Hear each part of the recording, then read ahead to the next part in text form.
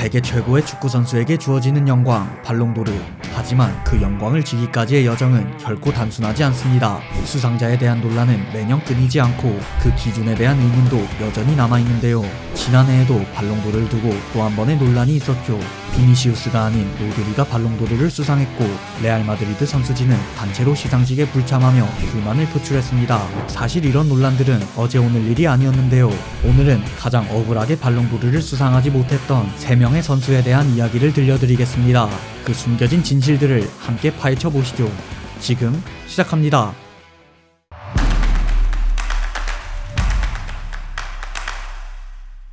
2010년 웨슬리 스네이더는 클럽과 국가대표팀에서 모두 최고의 시즌을 보냈습니다. 그는 소속팀 인터밀란에서 에이스로 활약하며 세리에 A, 코파 이탈리아, 챔피언스 리그를 모두 석권하는 트래블을 이끌었죠. 특히 챔피언스 리그 4강전에서는 바르셀로나를 상대로 1골 1도움을 기록하며 팀의 결승 진출에 결정적인 역할을 했고, 결승전에서도 디에고 밀리토의 선제골을 어시스트하며 팀이 유럽 정상에 오르는데 큰 공을 세웠습니다. 이뿐만이 아니라 그의 활약은 국가대표팀에서도 단연 빛났는데요. 2010년 남아공 월드컵에서 스네이더는 5골을 기록하며 대회 최다 득점을 기록했고 7경기 중 4경기에서 MOM으로 선정되는 등 대회 최고의 선수로 활약하며 조국 네덜란드를 결승까지 이끌었습니다. 그 결과 그는 월드컵 실버볼과 브론즈 부츠를 수상하며 월드컵에서도 최고의 평가를 받았죠. 그의 활약을 보며 축구 팬들과 전문가들 모두 당연히 스네이더가 발롱도르를 수상할 것으로 예상했습니다. 그러나 2010년 발롱도르는 전혀 예상 밖의 결과를 낳았죠. 2010년은 발롱도르 역사에서 중요한 변곡점이었습니다.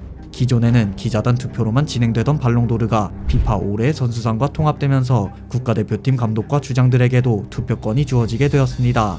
그리고 이 변화가 투표 결과에 큰 반전을 가져왔죠. 결국 그의 발롱도르는 바르셀로나의 리오넬 메시에게 돌아갔습니다. 메시 역시 53경기 47골 11도움을 기록하며 뛰어난 시즌을 보냈고 라리가와 챔피언스리그 득점왕을 차지하는 등 엄청난 개인 기록을 세웠지만 소속팀 바르셀로나는 리그 우승 외에 다른 대회에서는 우승을 차지하지 못했고 월드컵에서 아르헨티나는 독일에게 4대0으로 패하며 8강에서 탈락하는 등 팀 성적으로는 다소 아쉬운 시즌을 보냈습니다.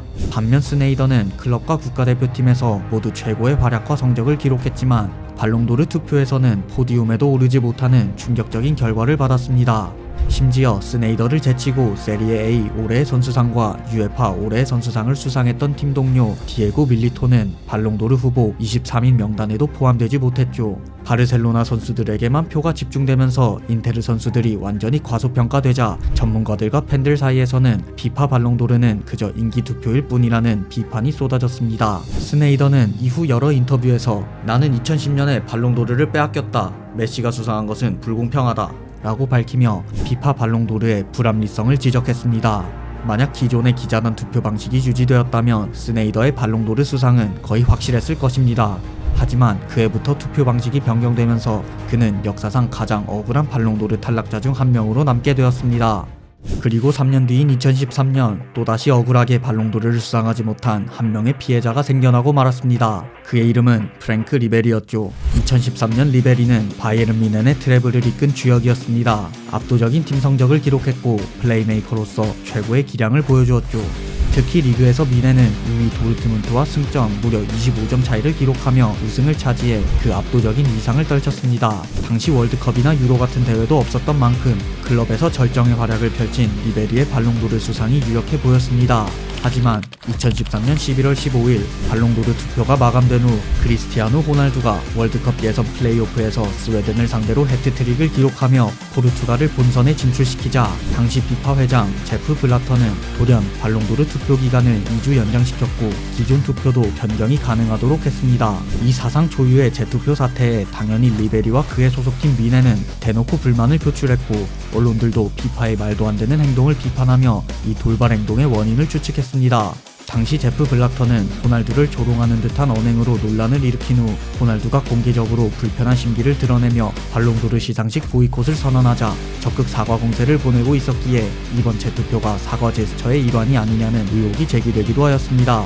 그리고 재투표 결과 무관에 그친 레알 마드리드의 호날두가 발롱도르를 수상하자 블래터의 호날두에 대한 사과 선물 논란은 더욱 불거졌습니다. 심지어 리베리는 재투표 이후 원래 본인이 가져갔던 표를 대거 호날두에게 빼앗겼고 결국 리오넬 메시보다도 낮은 3위를 기록하게 되었습니다. 피파 측은 연장 재투표 전후로 집계한 순위에 변동은 없었다고 발표했지만 미넨이 재투표 이전의 결과를 공개할 것을 요구하자 이를 무시했습니다. 이는 2012년 무리뉴의 감독상과 관련해 일어났던 투표 조작 논란에 지체 없이 투표용지를 공개했던 것과는 완전히 상반되는 상황이었죠. 결국 2013년 발롱도르는 피파 발롱도르의 신뢰성 논란을 극대화시키는 계기가 되었습니다. 발롱도르의 권위는 급격히 흔들렸고 논란은 쉽게 가라앉지 않았습니다. 일부는 호날두의 득점 기록을 근거로 그의 개인 기량이 가장 뛰어나서 수상한 것이라 주장했습니다. 하지만 리베리는 단순히 득점왕 경쟁을 벌이는 선수가 아니었습니다.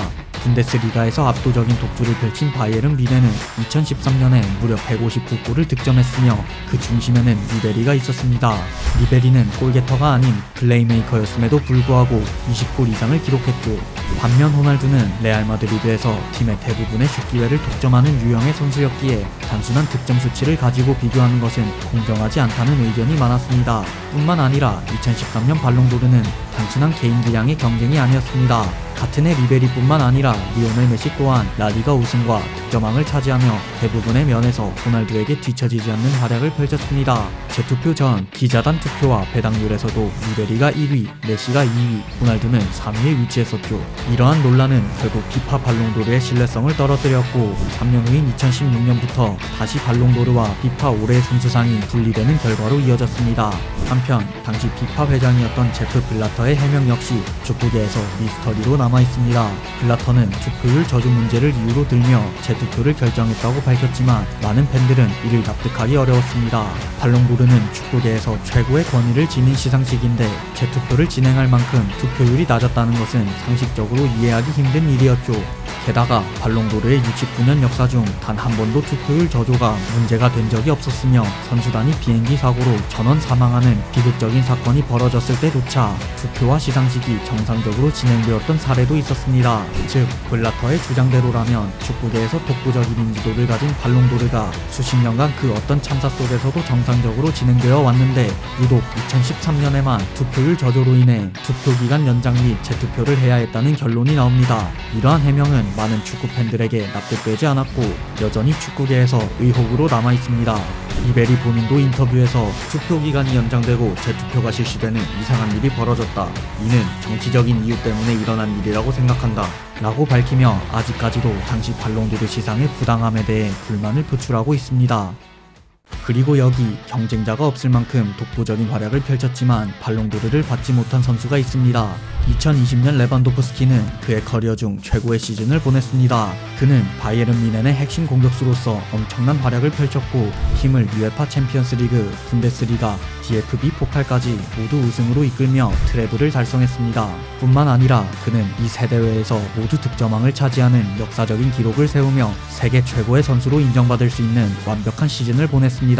하지만 2020년 코로나19 팬데믹으로 인해 전 세계가 혼란에 빠지게 되었습니다. 각국의 리그가 중단되었고 챔피언스 리그는 단판 토너먼트 방식으로 축소 운영되었죠. 이러한 상황 속에서 프랑스 풋볼은 경기가 충분하지 않아 공정한 수상이 어렵다는 이유로 발롱도르 시상식을 취소했습니다.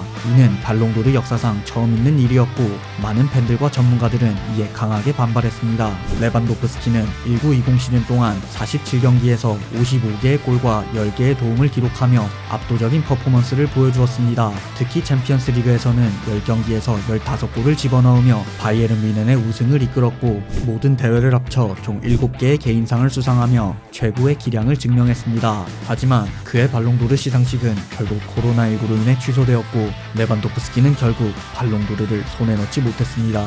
팬들과 전문가들은 그를 수상자로 지지했지만 시상식의 공백 속에서 결국 발롱도르는 다른 선수에게 돌아갈 기회조차 주어지지 않았죠. 많은 축구 팬들은 2020년 발롱도르가 개최되었다면 레반도프스키의 수상은 기정사실이었다고 주장했습니다. 실제로 102개국의 기자들에게 동일한 방식으로 투표를 진행한 포포2의 비공식 설문조사에서도 레반도프스키는 2위 1위였던 케빈 데브라이너보다 4배 이상의 압도적인 점수를 받으며 1위에 올랐습니다. UEFA 올해의 선수, 피파 올해의 선수 등 다른 모든 주요 개인상을 휩쓴 점을 고려하면 발롱도르를 수상하지 못한 것은 매우 이례적인 일이었습니다. 이 사건은 분데스리가 선수들에 대한 차별 논란으로도 이어졌습니다. 일부 팬들은 프랑스 풋볼이 자국 리그인 리그앙이 조기 종료된 것을 이유로 시상식을 취소한 것일 뿐, 만약 PSG가 챔피언스 리그에서 우승했다면 비대면 방식으로라도 시상식을 진행했을 것이라고 주장했습니다. 이는 2021년 발롱도르 시상식까지 영향을 미쳤고, 결국 프랑스 풋볼은 올해의 공격수상을 신설하며 레반도프스키에게 일종의 보상처럼 상을 수여했습니다. 하지만 많은 사람들은 이것은 그저 대체품일 뿐 정당한 보상이 아니라고 주장했습니다. 레반도프스키 본인도 이 사건에 대해 실망감을 감추지 않았습니다. 그는 발롱도르는 내 평생의 목표 중 하나였다. 2020년에 나는 내 최고의 시즌을 보냈지만 기회조차 주어지지 않았다 라며 아쉬움을 드러냈죠. 웨슬리 스네이더, 프랑크 리베리, 그리고 로베르트 레반도프스키까지 그들이 들어올린 트로피, 그리고 경기장 위에서의 플레이는 그 시즌 누구보다 뛰어났지만 결국 발롱도르는 그들을 외면했습니다.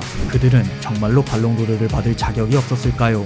최고의 축구 선수에게 주어지는 이상은 과연 진정한 실력만을 반영하고 있는 것일까요? 여러분의 생각은 어떠신가요? 댓글로 남겨주시고, 오늘의 이야기가 마음에 드셨다면 구독과 좋아요도 잊지 마세요. 다음 영상에서 만나 뵙겠습니다. 감사합니다.